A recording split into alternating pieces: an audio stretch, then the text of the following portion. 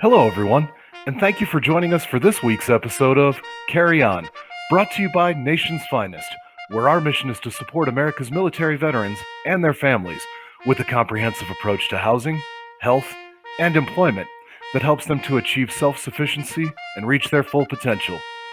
If you or a veteran you know needs help, or if you'd like to donate, please visit nationsfinest.org or call 833-468-9676. Again, that's nationsfinest.org or 833-468-9676. I'm your host, Mark Miller, Army Veteran and Communications Director for Nation's Finest. Today, we're going to discuss women in the military and some of the unique challenges they face, and how those transition into issues that our female veterans deal with as well. Our guest, Amanda Huffman, is an Air Force veteran who during her time in service deployed to Afghanistan as a member of the Provincial Reconstruction Team, or PRT, where they helped with nation building at that time.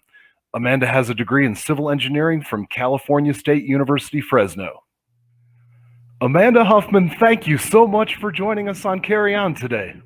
Thank you for having me. I'm so excited to be here. Well, we appreciate you being here. So, jumping right into it, could you tell us a little bit about your military background beyond just the brief part that we just covered in the intro, especially your work on the Provincial Reconstruction Team, or PRT as they call them, in Afghanistan? Yeah.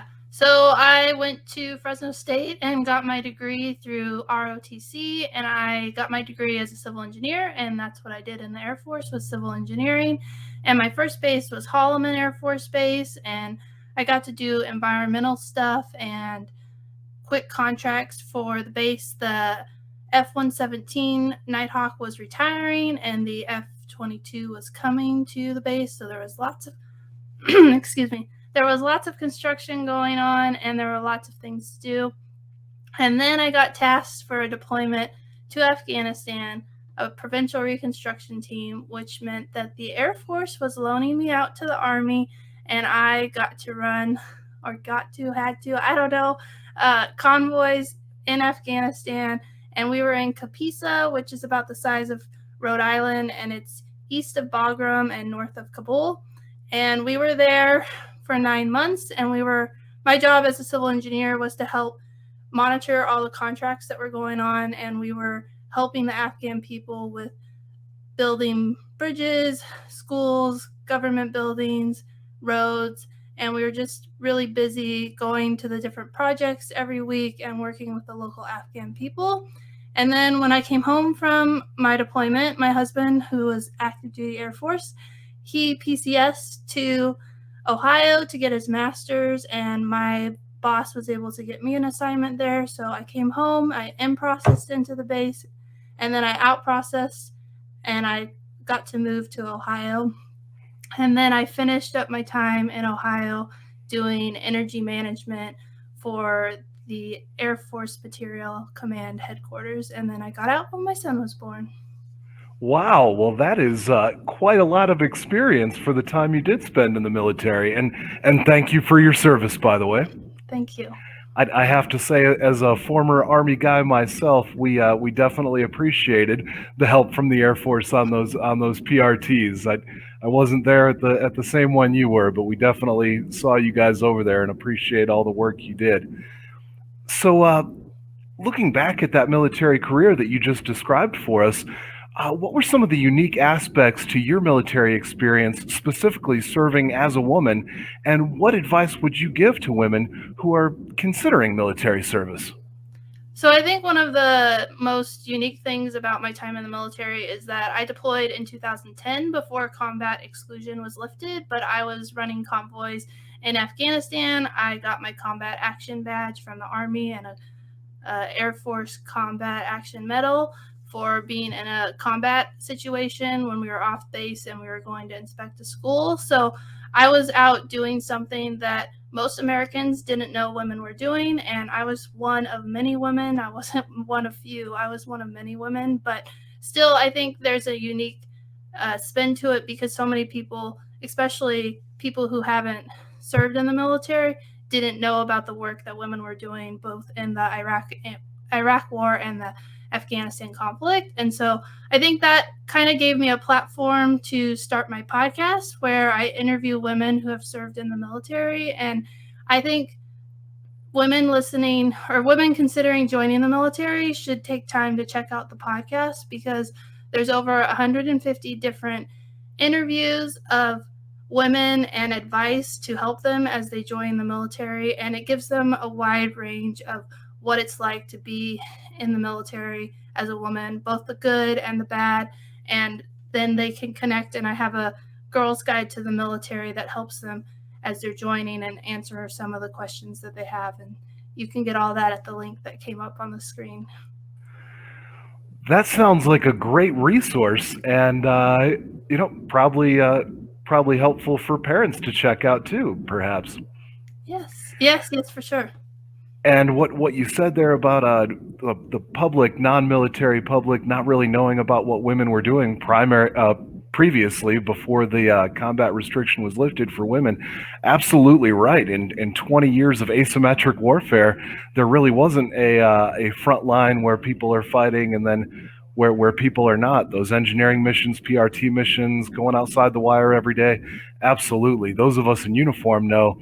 Yeah, women were right there with us, and that's great to talk about so that the greater public can understand as well. Appreciate you bringing that up.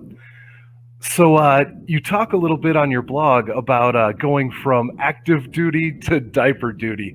So what was that transition like for you? It was like a train wreck.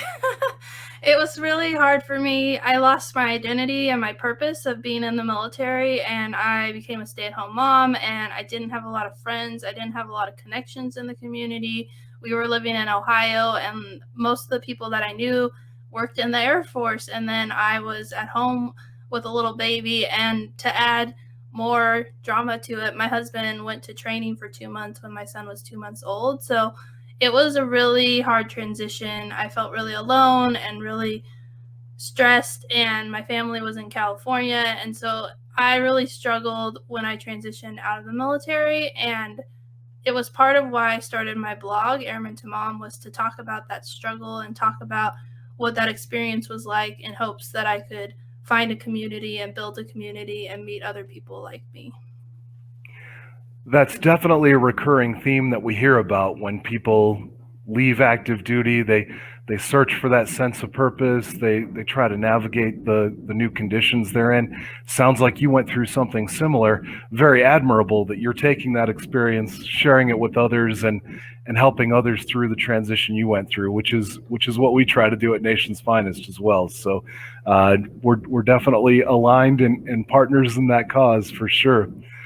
So now that you're a military spouse, with your husband previously in the Air Force, now in the Space Force, do you experience any unique issues as a female veteran, and how do you balance your role as a Space Force spouse with your status as a veteran from your own military service? So for the first 5 or so years that I transitioned from being an Air Force member to being a military spouse, I really struggled with my role of being a military spouse and being a veteran. And I felt a lot of tension between the two roles and like how they interacted together. I felt like I either had to be all in on being a military spouse or all in on being a veteran. And I went all in on being a spouse, and I kind of ignored my veteran piece. But it was through the support of military spouses that they pushed me to go and focus on women veterans. They're the ones who helped shape my podcast when I was asking them, like, should it be a military spouse and veteran podcast? And they were like, no, it should just be veterans. And so it's through the support of military spouses that I am where I am today. And now I realize that I can be both a military spouse and a veteran, and like the two mesh together instead of having to like just be one or the other. And so it's been an interesting journey because it was really hard and I really struggled, and there was a lot of tension and even resentment I felt towards military spouses when it shouldn't have been directed at spouses because of what people were doing, where people would assume that I was a spouse and not a veteran. And I thought it was, at first I felt like it was the spouse's fault, but then I realized it wasn't the spouse's, it was the person who was making the assumption or the people who were saying the things that they were doing. And so I had to refocus my energy to try and come to terms with that and embrace the military spouse community, but also embrace the veteran community. And so I have lots of friends who are spouses and lots of friends who are veterans, and I found the right balance, but it took at least 5 years to figure out what that balance was. So it sounds like the recurring theme, with just like with transition out of the military, transitioning into your role as no longer on active duty and now being that spouse. But you're right, it's not just a spouse. My only connection to the military is through my spouse, whether that's husband or wife, to balance that, hey, I'm a veteran as well, and finding that comfort zone. God, it's not surprising that took a few years. Again, kudos to you for taking that experience and helping others with it, and kind of letting folks know this is normal. It's going to be tough, but when we talk with each other and share these tips and advice, that can really help folks through. So that being said, we've talked a little bit about, what advice you would give women considering military service, folks transitioning out of the military and overcoming some of those barriers, and then talking about identity as a veteran in addition to being a military spouse. So all that tied up in a bow, what advice or other information would you like to share with our veteran audience today? I just want people to know how much their story matters. The tagline for the podcast is "Your Story Matters," and I think that everyone has a story to tell. It doesn't matter if you serve for 6 months or 25 years or 30 years. Everyone has a story, and every story is important. And so, especially in the women veteran community, there's a lot of veterans who don't want to stand up and be recognized because they just don't feel like they did enough, or that their service was valuable enough, or that people are going to second guess their service. And I try and look at it as, instead of getting frustrated that people don't understand my service, I try and educate them about what I did in the military and what my service is, and try and make change for future generations to understand what we've done in the military. So if you have a story, or not if, you have a story to share, and you need to share that story so that people can know what you've done and understand the veteran community and the military at large. We do indeed all have a story. Everyone's story is valuable, and to value that service from our women veterans as much as all the rest of us, absolutely accurate. Really applaud everything you're doing, Amanda. Thank you so much for taking the time to come on the program with us today. Thank you so much for having me. Have a great day. You too. Thank you to all of you who joined us again today. We'll be back next week discussing issues relevant to veterans and those who care about them. Again, if you or a veteran you know needs help, please visit nationsfinest.org or call 833-468-9676.